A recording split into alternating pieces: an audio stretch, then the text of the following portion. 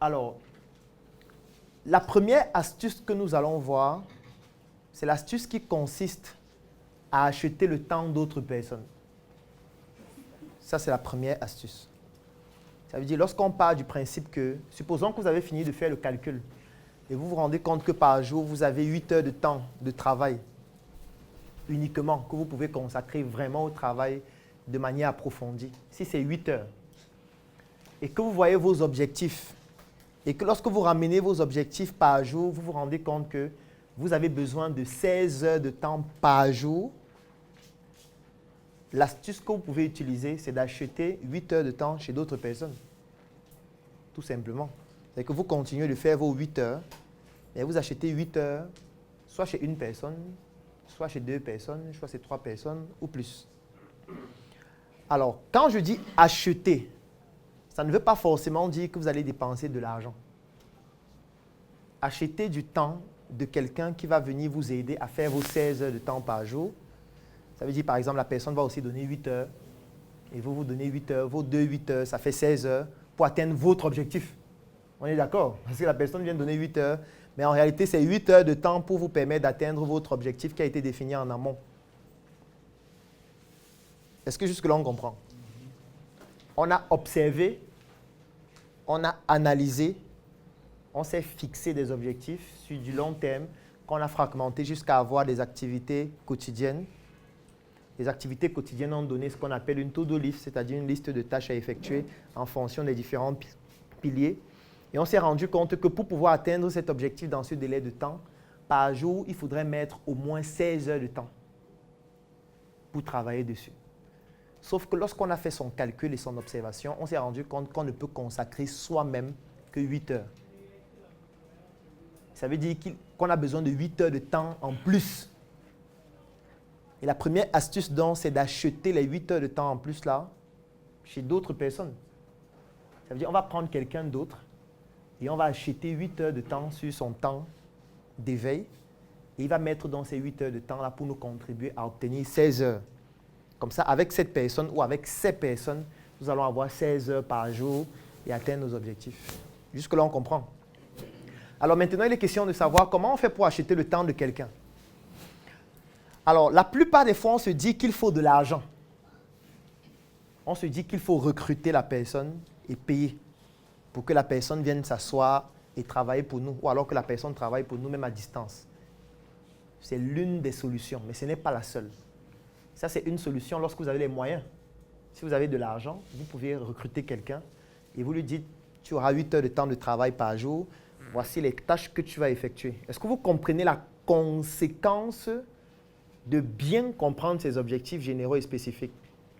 Parce que quand on maîtrise ces objectifs généraux et qu'on a décliné ça en objectifs spécifiques, qu'on a décliné ça en tâches, qu'on a décliné ça en activités quotidiennes et qu'on a défini les to-do list, lorsqu'on recrute quelqu'un, on sait quoi lui dire. On sait exactement les tâches qu'il doit faire. On ne devine pas. Parce qu'en fait, il vient vous aider à faire les tâches que vous deviez faire en 16 heures par jour. Juste que sur cette tâche, vous allez choisir 8 heures et vous allez lui confier 8 heures en lui disant exactement ce qu'il va faire. Puisque ce qu'il va faire va vous permettre d'atteindre vos objectifs sur le long terme. Donc, ne recrutez jamais quelqu'un si vous ne savez pas exactement ce que la personne doit faire. Ne recrutez pas quelqu'un pour que la personne vienne là, commencer au quotidien, dire, bon, va chercher les marchés. Non. Tu ne vas pas recruter quelqu'un et lui dire, pourquoi tu ne vends pas? Depuis que tu es là, tu ne vends rien. C'est cher. Les clients disent que c'est cher. Quand tu recrutes quelqu'un et que tu as fait ce travail en amont, tu peux dire de façon précise les tâches que la personne va faire au quotidien. Est-ce qu'on comprend? Donc, chaque fois que vous voulez recruter quelqu'un qui va travailler avec vous, rassurez-vous que vous savez exactement les tâches que la personne doit faire. Et au préalable et de préférence, c'est mieux de l'avoir déjà fait vous-même ces tâches-là. Comme j'aime souvent le dire, on ne délègue pas une tâche qu'on ne comprend pas. Qu'est-ce qu'il faut donc faire pour acheter le temps de la personne? Première astuce ou première solution, c'est mettre l'argent sur la table. Tu lui dis, OK, tu vas travailler pour moi 8 heures de temps par jour, 5 jours par semaine. et je vais te donner 100 000 francs par mois. C'est un exemple. Si vous avez la possibilité de donner 100 000 francs par mois à la personne, vous donnez cet argent et la personne va faire ce travail. Maintenant, au départ, lorsque je présentais l'introduction du thème, je vous ai dit qu'il y a des contingences externes et des contingences internes. Je vous ai parlé du fait qu'on ne choisit pas. Et ce n'était pas pour rien. Aujourd'hui, ou plutôt maintenant, vous allez comprendre pourquoi j'ai insisté sur le fait que, en fait, personne ne choisit. Nos choix sont tous manipulés. Même le choix des vêtements qu'on a portés aujourd'hui. Alors, ce qui se passe donc, c'est quoi? C'est que si vous n'avez pas les moyens pour payer et garantir le salaire de la personne, vous pouvez utiliser des astuces pour pousser la personne à travailler sans payer. C'est possible, non? On peut pousser quelqu'un à travailler pour nous 8 heures de temps par jour sans payer. Qui sait comment on peut faire? Qui a une idée? Comment on peut faire? Pardon? On découvre un de ses secrets cachés. Bon, ce n'est pas très efficace sur le long terme, oui. C'est pas très efficace, surtout au début. Si tu es au début, tu n'as encore rien. Tu n'as pas d'entreprise, tu n'as pas d'action à donner. Tu vas faire comment? Oui. Oui, vous entendez peut-être sur le rendement, vous le payez au rendement. Vous dites à la fin, on va s'entendre, on va partager les pays. Mais il faudrait d'abord que ce soit crédible ce que vous faites, qu'il ait confiance en vous, qu'il accepte de le faire. Il y a beaucoup de préalables avant. Pardon? C'est pour ça que je dis qu'il y a un préalable. Il faut qu'il valide votre vision. Voilà ce que je vais faire, voilà où je vais aller. Comment vous allez le convaincre? En lui présentant le projet, c'est-à-dire peut-être je l'exécute déjà, le projet a eu certaines portées, c'est-à-dire je lui explique où en fait je vais aller, j'ai commencé ici, mais voilà où je vais aller. Oui, mais il faut qu'il se déplace au quotidien, il doit dépenser de l'argent, il doit manger chaque midi. Il connaît ta vision, mais il faut qu'il mange chaque midi. On peut s'entendre sur ce détail, c'est-à-dire ce détail. Quel détail? Non, moi je veux que tu fasses ça sans payer d'argent, sans rien donner. On ne paye rien. Il travaille 8 heures sans rien. Oui. Il peut avoir un échange de services. C'est-à-dire? Je prends par exemple l'exemple. Un est peut-être producteur Oui. et l'autre a des capacités de vente. Oui. L'autre, il va bénéficier de ces produits en échange, il aide à vendre sur lui. Oui, c'est possible. C'est possible. On appelle ça les échanges communautaires. C'est possible. Ça peut se faire comme ça. Oui. Une autre solution? Dans le cadre de l'apprentissage. Oui. C'est-à-dire? C'est-à-dire, tu peux avoir une entreprise et décider de recruter des apprenants. Les stagiaires? Oui, bien sûr. C'est une très bonne technique, l'une des plus utilisées. Oui. On peut aussi trouver quelqu'un qui a les mêmes visions que nous. Par exemple, je suis en entrepreneuriat, quelqu'un qui aime l'entrepreneuriat, qui aime entreprendre dans le secteur dans lequel je suis. Mais comment il fait pour manger au quotidien?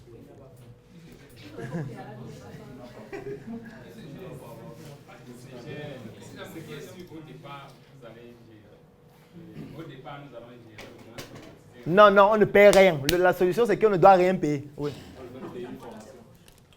Non, pas vraiment. Pas vraiment. Ce n'est pas dans le cadre de ce qu'on est en train d'expliquer ici. Ça ne peut pas fonctionner comme ça. Autre solution, oui. Mais c'est pertinent.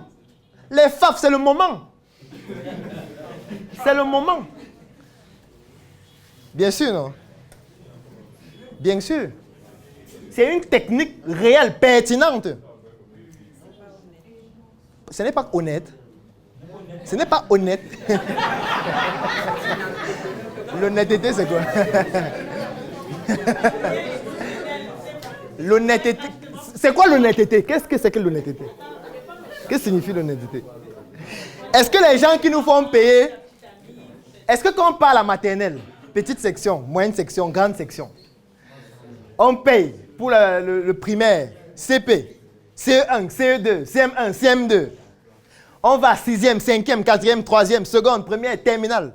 On va à l'université, première, deuxième, troisième année, licence. 1, 2, master. 1, 2, 3, doctorat. On finit, on est chômeurs. Ceux qui nous ont fait ça, ils sont honnêtes. Ceux qui nous ont fait payer pendant 20 ans pour qu'on fréquente pour finir chômeur, ils sont honnêtes. On a payé la tenue, on a payé les manuels scolaires, on a payé même parfois les chambres pour les étudiants, le transport. On a mis les pieds dans l'eau pour valider les CC. On était major, on a fait la fête, tout ça. À la fin, 20 ans, on est au chômage. Est-ce que c'est honnête? Même pas honnête. Entre nous qui allons prendre quelqu'un qui travaille 8 heures, juste pendant 2 mois ou 6 mois, et eux qui ont fait ça 20 ans, qui est honnête? L'honnêteté, c'est un point de vue. Non, c'est la personne. La mission est simple. Voici une arme capable de changer le mindset du continent africain. Détruire l'obésité de l'inconsistance intellectuelle dans laquelle se cache le coffret VIP. Il possède une arme contenant 200 heures de formation et 8 ans d'expérience entrepreneuriale. Recevez le pouvoir de devenir une meilleure version de vous-même. Armez-vous de cette clé pour une réussite entrepreneuriale.